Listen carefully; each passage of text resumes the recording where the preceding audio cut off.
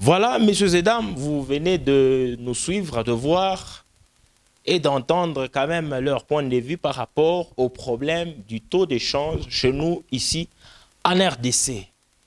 Nous avons eu à constater, avant de monter ici sur le plateau, nous avons eu à voir, à fouiller vraiment dans les rapports de la Banque centrale ainsi que dans le document où on nous montre comment est-ce que le taux d'échange a évolué. Depuis 2015, 2016, je vois en 2015, le taux était de 92. Quand je dis 92, c'est-à-dire, vous avez 920 francs, on vous donne $1. Vous avez 92 000 francs, vous avez $100. C'est pourquoi nous sommes en train de voir comment ça a évolué. Là, je vous parle de 2015. 2016, également, le taux s'est changé. Toujours $1 à 92. 2017, ça a évolué, quittant 92, 96, jusqu'à 100. Et aujourd'hui, si nous pouvons voir comment les taux est, nous sommes à 2045 francs. 2045 francs pour $1. Vous avez vu dans moins de 8 ans comment les taux ont évolué. Et ce n'est pas une bonne situation quand nous voyons comment le taux est en train de grimper, est en train de partir. Et déjà, s'il faut définir le taux d'échange, comme les monétaristes disent, le taux de change, quand vous voyez change, c'est-à-dire convertir une monnaie par rapport à une autre. Et nous disons que le taux de change, c'est le prix d'une monnaie face à une autre monnaie. En Swahili, tunasema ni bei ya makuta fulani par rapport ya makuta ingine. Comme ici chez nous, il est négalare, on a échangé beaucoup plus, c'est les dollars et les francs. Nous avons une devise que nous appelons le dollar et aussi le franc. Si vous voulez changer le franc en dollars ou dollars en francs, il y a le taux que la Banque centrale du Congo nous donne, nous propose par rapport aussi aux agrégats macroéconomiques qui nous montrent l'évolution de la production et leur équivalence en monnaie. Nous disons en monnaie que la monnaie, c'est un parasite. Un parasite, une contrepartie de la production. Vous ne pouvez pas avoir une monnaie en abondance sans pour autant voir comment est-ce que la production est en train d'évoluer. Et en économie, la production, nous disons que c'est le PIB, produit intérieur brut. Et quand ça évolue, ça augmente, nous parlons de la croissance économique. Et quand vous voyez notre PIB, comment ça a évolué, et directement, vous voyez comment aussi la monnaie est en train d'évoluer. Lorsqu'il y a beaucoup de monnaies dans la sphère économique, sachez très bien qu'il y aura de l'inflation, comme on le dit, ceteris paribus. C'est-à-dire, lorsqu'il y a une évolution arithmétique, peut-être beaucoup plus évoluée et rapide par rapport à la croissance économique, nous allons voir comment est-ce qu'il y aura l'inflation. L'inflation, c'est l'augmentation généralisée des prix. Et quand vous voyez que la monnaie est de moins en moins importante dans l'économie par rapport à la croissance économique, vous allez voir que la monnaie va prendre de la valeur. Quand je dis ça va prendre de la valeur, c'est-à-dire il y aura peu de monnaie dans la circulation et beaucoup de biens. Et en équilibre de ça, c'est-à-dire que la monnaie aura de la valeur, sa valeur va augmenter. Et nous parlons de l'appréciation de la monnaie. Donc, makuta itakuya na bei zaidi. J'ai vu quand même beaucoup de gens nous appeler, beaucoup de gens nous écrire du sujet qu'on a parlé l'autre fois et ça nous a témoigné de l'attention que vous nous accordez, que vous accordez à cette émission. C'est pourquoi je vous ai toujours dit que l'économie est l'affaire de tous. L'économie regarde la vie de tout le monde. Donc, si vous ne vous occupez pas de l'économie, l'économie va s'occuper de vous. C'est pourquoi nous sommes là pour vous dire rien que la vérité dans les questions spéciales de l'économie. Ici, on ne parle que de la vérité. C'est-à-dire que les valeurs de la monnaie sont aussi quantifiées par la production que nous avons. Maintenant, il s'est fait que la consommation intérieure, quand vous consommez à l'intérieur, vous produisez à l'intérieur. Là, c'est très facile de voir que nous avons telle quantité de monnaie et telle quantité de biens. Mais le problème avec notre pays, c'est que nous dépendons, notre économie est extravertie. Quand on dit de l'extraversion, c'est-à-dire nous avons une économie largement ouverte vers l'extérieur. Tout nous importons. Nous avons une faible production intérieure. Donc, umu, tukuna produire kiloko zaidi ile tunegalaka nayo faida ya kukonsome. Je parlais pour équilibrer la demande et l'offre. Nous demandons, nous importons la production. Et pour importer, il faut avoir une devise, une monnaie internationale, acceptée à l'extérieur. Et pour avoir une monnaie internationale qu'on appelle le dollar aujourd'hui, il faut passer par le taux d'échange. Et ce taux-là, c'est le prix qu'a notre monnaie par rapport à l'autre. Alors, je veux vous faire comprendre lorsqu'on dit que taux inapanda, taux inashuka. Kabanasema taux inapanda, c'est-à-dire qu'il faut consentir, il faut donner beaucoup de monnaie de francs congolais et avoir, par exemple, 100 dollars. Prenons les cas, tunatoka mu 2000 francs, 1 dollar à 2500. Donc, il a fallu 2500. On a même 2000 francs, on a poté dans 500. Il faut beaucoup de monnaie nationale, de francs congolais pour notre cas, pour avoir 1 dollar. Donc, vous êtes en train de comprendre que lorsque il y a augmentation du taux, c'est-à-dire qu'il y a perte de valeur de notre monnaie perd de la valeur. Et déjà avec des économistes, ils comprennent que notre monnaie devient de moins en moins compétitive sur le marché d'échange. Parce que quand je dis le marché d'échange, nous sommes dans un marché international. Notre monnaie face à une monnaie, aux monnaies étrangères. Le dollar, les yens, l'euro, le kwacha, le kwanza. Donc face aux échanges, au change d'autres monnaies, nous voyons comment est-ce que notre monnaie est en train de perdre de la valeur petit à petit. Donc, vous venez de comprendre que lorsque le taux augmente, nous sommes en train de nous appauvrir petit à petit. Petit à petit. Et je vous ai démontré comment est-ce que le taux, notre taux, peut se déprécier. Notre monnaie, plutôt, peut se déprécier.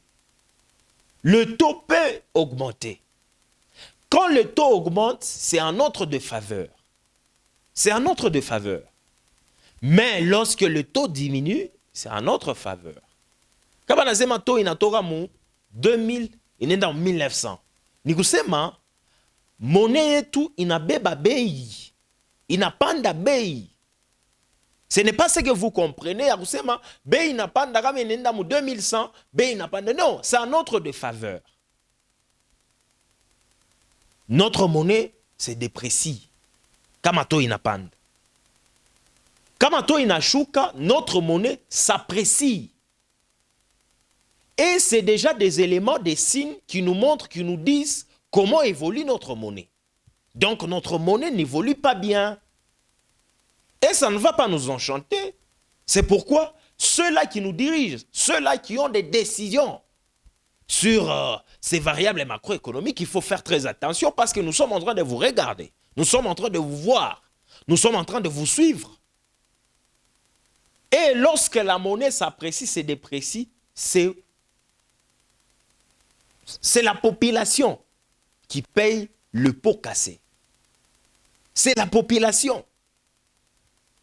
C'est pourquoi il faut très bien regarder, parce que même j'ai suivi l'interview qu'on a accordée à un de nos ministres, qui était en train de parler comment est-ce que la réserve d'échange s'est multipliée à 5. Mais nous devons voir les impacts de l'évolution des variables macroéconomiques. On a parlé de la croissance du PIB. Je pense qu'au numéro prochain, nous pouvons aussi parler de la croissance macroéconomique. Du PIB, bien sûr. On a parlé de la croissance du PIB, mais regardez aussi la vie pénible, pas paisible. Quand il y a croissance économique, c'est-à-dire qu'il y aura une vie quand même paisible.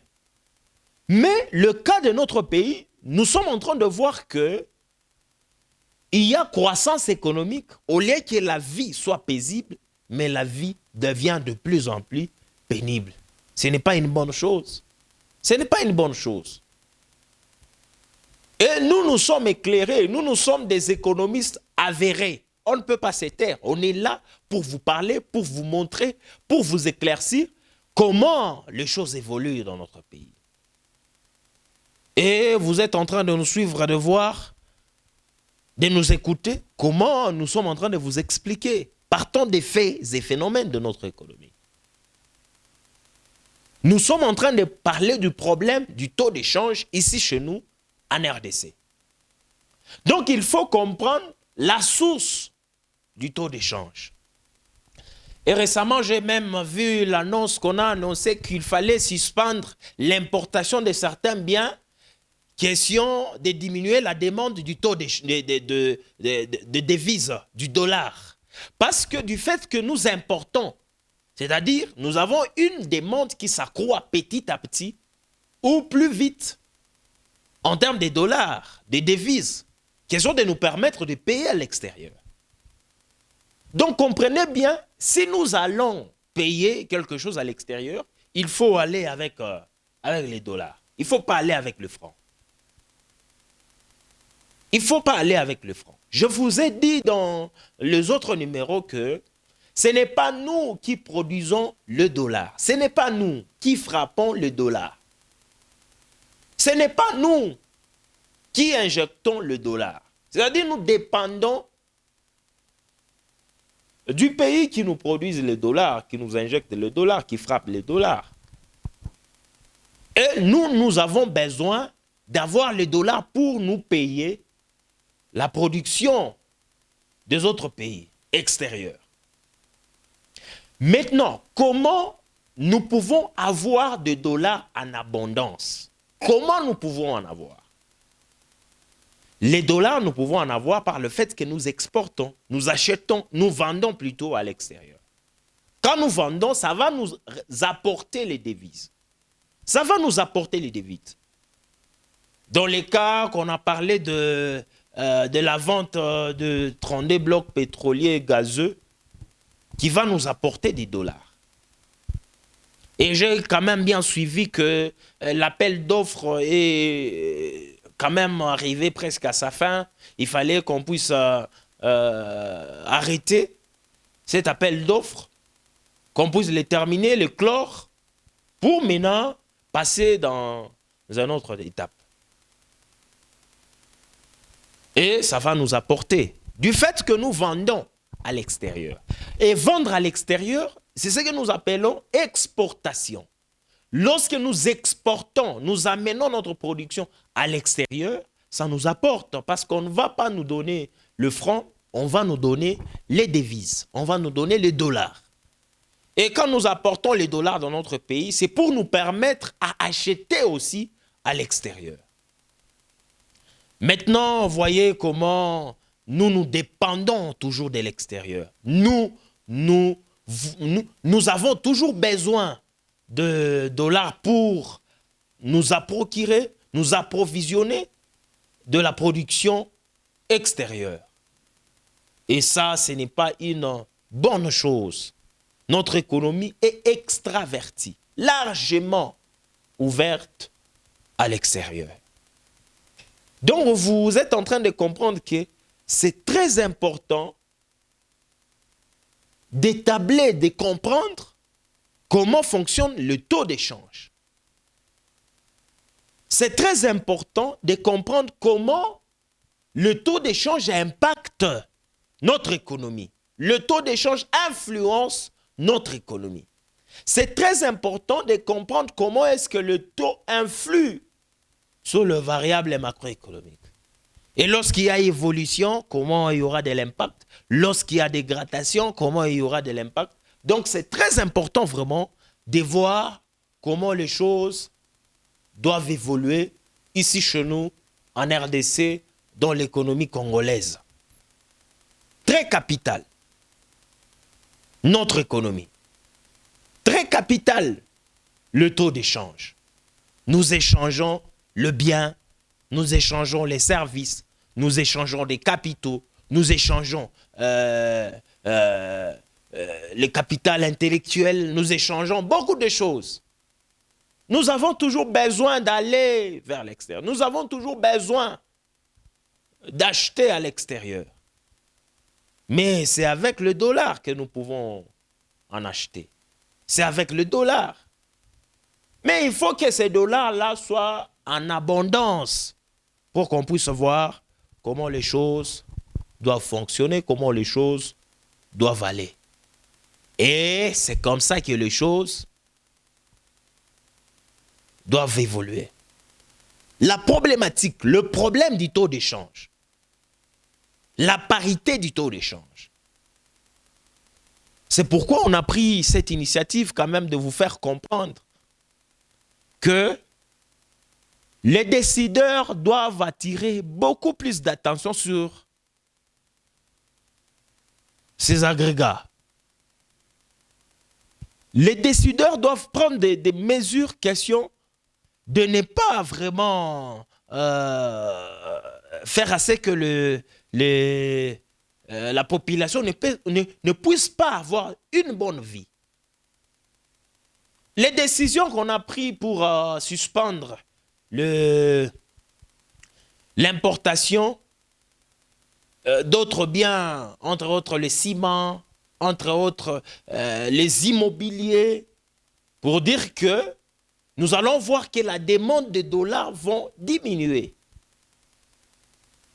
Ce n'est pas une bonne situation. Ici, par exemple, le mobilier. Le mobilier. Où est-ce qu'on produit le mobilier ici?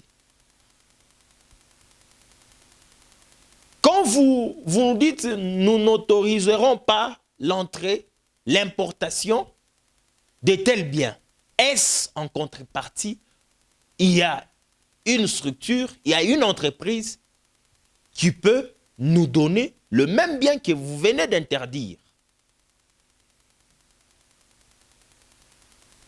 Donc vous voyez que ce n'est pas une bonne situation pour l'épanouissement de la population.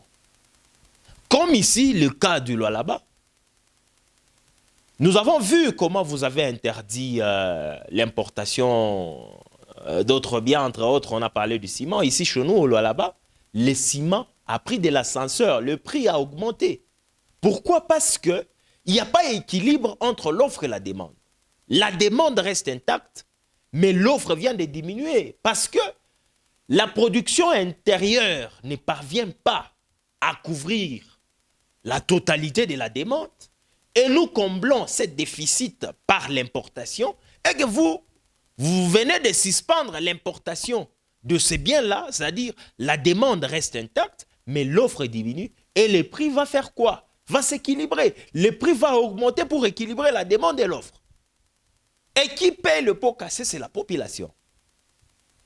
Vous voyez qu'il ne fallait pas vous donner avec la main droite, mais il y a une certaine partie qu'on vient de récupérer par la main gauche.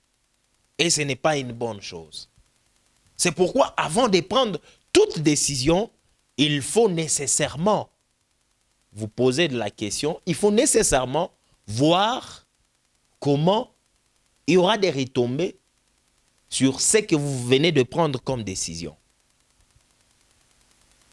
Donc, c'est quand même ça, comment il faut que, quand vous prenez des décisions, les choses doivent fonctionner. C'est quand même ça. C'est quand même ça.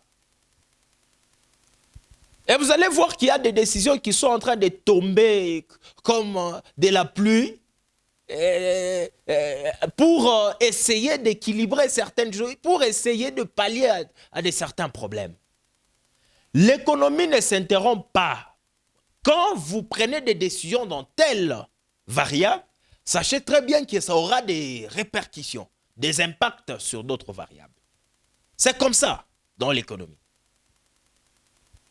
Il ne fallait pas prendre des décisions comme ça, on dirait que ça va rester fixe, intact. Non, il y aura toujours des retombées.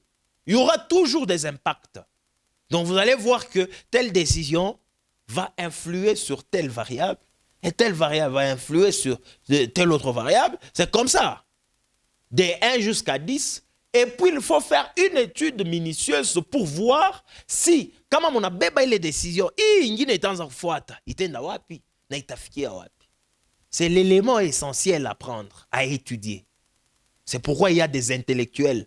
Je vous répète toujours que les scientifiques, les intellectuels sont là pour éclairer. Pour éclairer l'ombre qui est en train de régner dans le réel, la vie réelle, la vie de la population.